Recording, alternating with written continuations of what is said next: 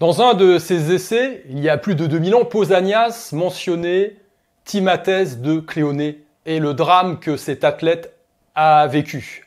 Alors, il faut savoir à l'époque qu'il y avait essentiellement trois sports de combat à main nue qui avaient lieu dans la Grèce antique et qui donnaient lieu à concours et qui sont la lutte, qui est aussi vieille que l'humanité, la boxe et le pancration. Alors, je ne veux pas rentrer dans le détail dans cette vidéo parce qu'il y a des différences par rapport à ce que l'on connaît aujourd'hui. La boxe antique n'est pas la boxe moderne, mais le pancration, si on simplifie, on peut dire que c'est l'ancêtre du MMA actuel.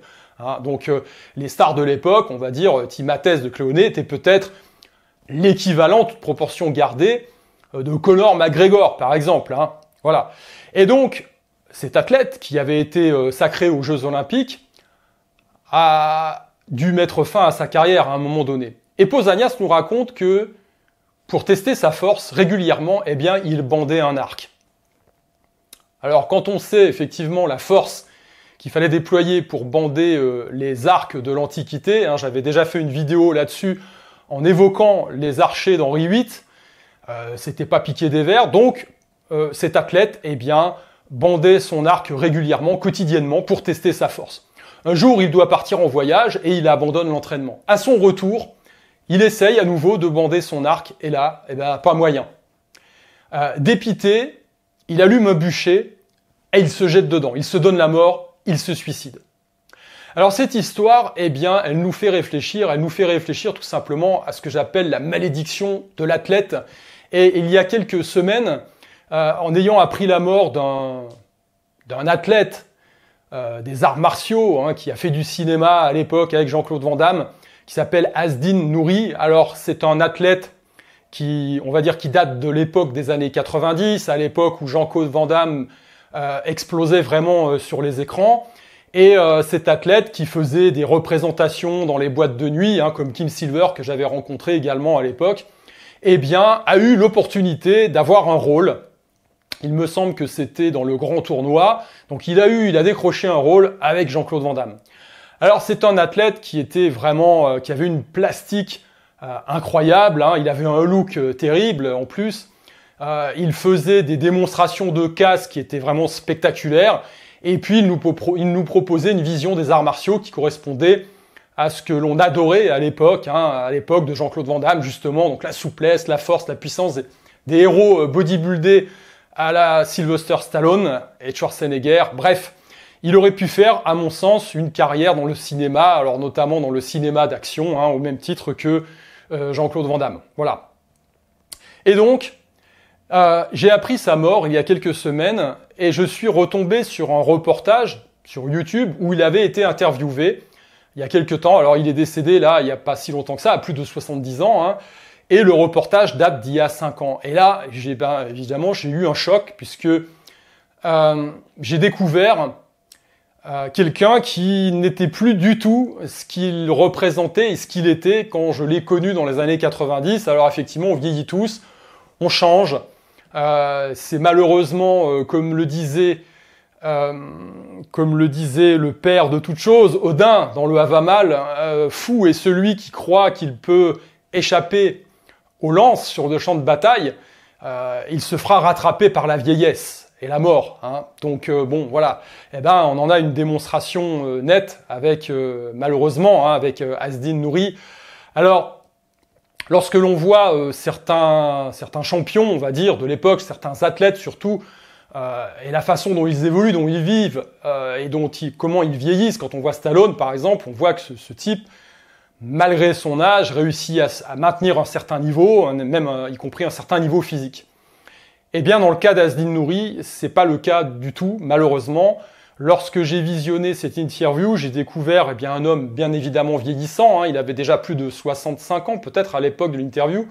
Il allait vers ses 70 ans, mais il était plus que l'ombre de lui-même. Voilà, donc il avait fondu musculairement, il était en train de fumer. Je le trouvais assez apaisé malgré tout dans son discours, mais il a fait un témoignage assez dramatique de ce qui lui était arrivé.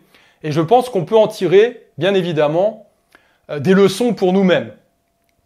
Alors, il a expliqué tout simplement, parce que c'est prototype finalement de personnes avec des gros bras, mais avec un cœur en or. Et la vie lui a pas fait de cadeau. La vie lui a pas fait de cadeau. Il a effectivement essuyé plusieurs pertes sentimentales. Hein, ses parents qui sont décédés, son frère également. Et puis, eh bien, a priori, il s'en est pas remis. Voilà, il s'en est pas remis. À un moment donné, donc il faut voir quand même que ce sont des gens qui s'entraînent plusieurs heures par jour, hein, depuis des années. Et à un moment donné, il s'est dit, je vais faire une pause, je vais arrêter. Il a arrêté plusieurs mois. Pour noyer son chagrin, il s'est mis dans l'alcool. Comme il expliquait lui-même, même lors de son mariage, il n'avait pas bu une goutte d'alcool parce qu'il ne buvait pas. Manifestement, l'alcool s'est accompagné de la cigarette, comme on le voit dans ce reportage. Et puis, il n'a pas réussi à remonter la pente. Il a arrêté complètement l'entraînement. Il a arrêté ce qui le constituait pour passer dans toute autre chose. Et puis, il n'a pas réussi à raccrocher les wagons. Alors ça, c'est riche d'enseignements pour nous. Pourquoi ? Parce que ça s'explique déjà d'un point de vue physiologique. Bien évidemment, d'un point de vue hormonal, lorsque l'on vieillit, eh bien, on doit lutter contre la dégénérescence. Lorsque vous arrêtez l'entraînement, c'est pire. Vous avez une chute faramineuse des hormones, et notamment des hormones mâles. Et ça, c'est catastrophique pour la santé, et notamment pour la santé de l'homme. Alors, la santé physique et la santé psychologique, bien entendu. Et donc, il n'a pas pu raccrocher les wagons, tout simplement. Et donc, l'enseignement, c'est celui-là. On ne doit jamais arrêter. Voilà. Je pense que à partir du moment où on vient au monde, on commence l'entraînement, comme le disait un coureur célèbre, tous les jours, le matin, dans la savane, la gazelle se réveille, le lion aussi. Le lion court pour avoir à bouffer et la gazelle doit courir pour sauver sa vie. Eh bien, qu'est-ce qui te reste à faire à toi, malgré le monde moderne dans lequel on évolue, hein ? Eh bien, c'est à partir du moment où tu te lèves, eh bien, c'est bouger tes fesses, toi aussi. Parce que tu peux être, d'une certaine façon, le lion, mais tu peux aussi être la gazelle. Et je pense qu'il faut jamais oublier cette leçon. Donc, il faut jamais arrêter. Alors, bien évidemment, parfois, dans la vie, elle nous fout à genoux, hein, et ça rappelle effectivement cette réplique célèbre de Stallone dans un des Rocky, hein, en disant il y a rien qui tape plus fort que la vie. Elle va te foutre à genoux. Voilà, une fois que tu auras un genou à terre, elle va te latter le deuxième, et puis tu seras à plat ventre. Et si tu te relèves pas, personne viendra te relever. Voilà. Dans ma petite expérience personnelle, je peux vous assurer que c'est vrai, et que lorsque vous êtes dans une spirale, on va dire, très négative, vous aurez évidemment des bonnes âmes qui viendront vous latter le deuxième genou pour vous mettre à terre, et qu'est-ce qui vous remontera ? Eh bien, c'est vous-même. Voilà. Vous vous raccrocherez aux branches autour, il y aura peut-être des bonnes âmes qui seront là pour vous secourir, mais si vous n'êtes pas apte vous-même à vouloir saisir ces branches, eh bien vous allez sombrer, tout simplement. Et pour ne pas sombrer, eh bien il y a un certain nombre de choses à faire, il ne faut pas tomber dans la facilité déjà, donc bien évidemment, il ne faut pas mettre le nez dans l'alcool, il faut se jeter à corps et à cri dans l'entraînement, parce que de toute façon, eh bien vous allez libérer votre rage, hein, votre haine parfois. Vous allez transmuter cette énergie en quelque chose de positif, puisque vous avez énormément de négatif en vous. Hein. Si vous avez du ressentiment, maintenant, si vous êtes par terre, parce que psychologiquement, si vous êtes en état de dépression, eh bien, par effet de vase communicant, vous allez faire remonter cette pression. Donc ça va être bénéfique. Vous allez pouvoir, à un moment donné, lorsque vous étiez dans le négatif, redonner un coup d'énergie là-dedans pour vous redresser, pour vous remonter. Donc ça, c'est une richesse considérable. D'un point de vue de la santé, évidemment, au niveau hormonal, ça sera que mieux. Et donc au niveau de la tête, ça ira mieux aussi. C'est une question de cercle vertueux. Alors vous allez me dire, oui, mais parfois, on a une maladie, on a un problème, on va dire physique, etc. Oui, je sais, ça m'est arrivé également. Il a fallu que j'arrête l'entraînement à une époque, hein, pour une opération. Eh bien, à ce moment-là, il faut pouvoir être résilient. Voilà. Si vous voulez être antifragile, il faut commencer par la résilience. Il faut commencer par pouvoir switcher votre attention, votre esprit sur quelque chose d'autre. Alors, c'est effectivement, moi, ce qui m'a aidé, c'est l'art, hein, la création artistique à l'époque. Hein. Alors, mes enfants se foutaient de moi parce que je m'étais même lancé dans la construction d'un bateau en bois, voilà, que je n'ai jamais fini parce que comme ça allait mieux physiquement. Eh bien, pour le coup, j'ai repris l'entraînement et j'ai délaissé le bateau.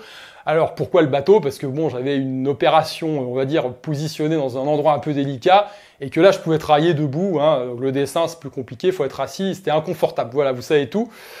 Et donc, cette façon de détourner votre esprit du problème, hein, évidemment, vous ne pouvez plus vous entraîner correctement, eh bien, vous allez transmuter tout ça. Vous dirigez votre esprit vers quelque chose toujours de constructif, qui vous nourrit.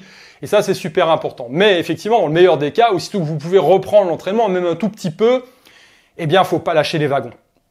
Voilà, parce que on sait très bien que pendant qu'on s'entraîne, on a une période où il faut pouvoir se reposer. Le repos fait partie de l'entraînement. C'est ce qu'on appelle le phénomène de surcompensation. Une fois que vous êtes reposé correctement, eh bien, vous reprenez à votre meilleur niveau, voire vous avez dépassé le niveau précédent.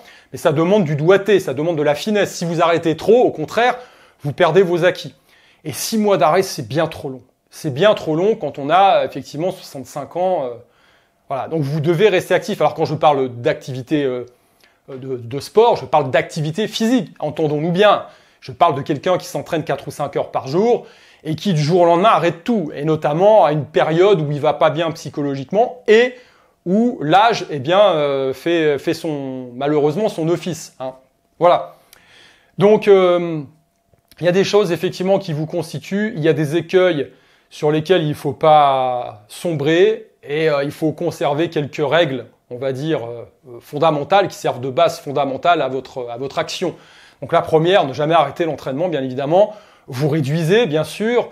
Il y a le phénomène de surcompensation qu'il faut prendre en compte. Vous êtes blessé, il faut travailler sur la blessure intelligemment jusqu'à ce que ça aille beaucoup mieux. Mais si vous arrêtez tout totalement et ne plus du tout d'activité physique, hein, je ne parle même pas forcément de sport, eh bien vous courez à la catastrophe, et d'autant plus lorsque vous atteignez un certain âge. Voilà. Et comme dit, il faut toujours penser en termes de polarité. On est dans un monde polarisé, le positif, le négatif. Lorsque ça va pas bien psychologiquement, vous êtes dans le négatif. Hein, vous avez une baisse énergétique. Eh bien, lorsque vous activez la machine physiologique, que vous vous mettez en mouvement, vous allez faire remonter, vous allez sortir du côté dépressif pour faire augmenter la pression, justement, pour augmenter votre taux vibratoire, pour augmenter votre énergie. Donc il suffit de vous mettre juste un coup de pied au derrière pour initier la chose, pour initier le mouvement. Bien évidemment, si vous allez vers la facilité, l'alcool, la cigarette, et puis on va dire toutes les béquilles du monde occidental hein, qui sont proposées aujourd'hui, ça va pas s'améliorer. Voilà. Écoutez, sur ce, mais cette âme repose en paix. Asdin Nouri, c'était un athlète magnifique et je pense que c'était quelqu'un qui non seulement avait un corps taillé dans les reins, mais qu'il était également une belle âme, avec un cœur énorme. Et c'est peut-être ça aussi qui l'a desservi, qui l'a planté, hein, finalement. Donc voilà, une expérience, on va dire un témoignage qui est riche d'enseignements. Allez, je vous dis à plus.